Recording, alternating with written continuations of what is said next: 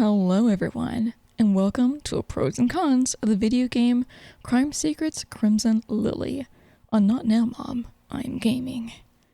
These are short videos featuring gameplay clips or screenshots so as not to show too much in the spoiler department. Links to this review are in the description below. Let the reviewing begin. Pros. Beginner friendly. This has to be one of the easiest hidden object games I've ever played so far, and I've played several of them.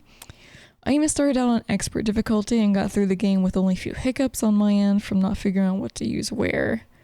The puzzles don't require any thought and you don't have to worry about backtracking everywhere. Fairly short. Along with being beginner friendly, it doesn't take that long to complete.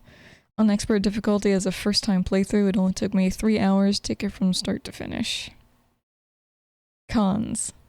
Bootleg Heavy Rain story. I had to laugh on this one, because the only real reference to Heavy Rain is the fact that this guy leaves behind origami papers and he's been killing people. And since origami figurines are collectibles you can find in different areas, it raises an eyebrow. If only David were named Jason and we'd been yelling that name instead. Expert mode too easy.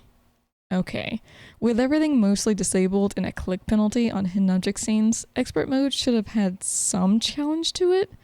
But with everything being so straightforward, unlike with a lot of other hogs, I don't think there's even a need for any different difficulties. It just doesn't make sense when a game has actual logic to its items. Weird names. Weird fantasy names for a fantasy-themed game? Fine. But come on. We've got normal people names, and then there's Weekly and Grief. Who the hell names their kid Grief, of all things? Unless they were depressed, they had the baby in the first place. Just seeing their names had me thinking there had to be a pun in there somewhere. Wrong hidden object names. Oh, this one had me annoyed. There's a scene where you're looking for a glasses case and the object is a pair of glasses, not a case at all. And then in the same scene you need to find a bowl, except it's a spelling mistake and you actually had to find a bow.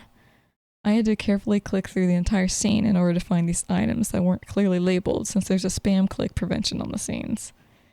It didn't happen too often, but this came up in a couple scenes. And that's the end of our pros and cons review of Crime Secrets Crimson Lily.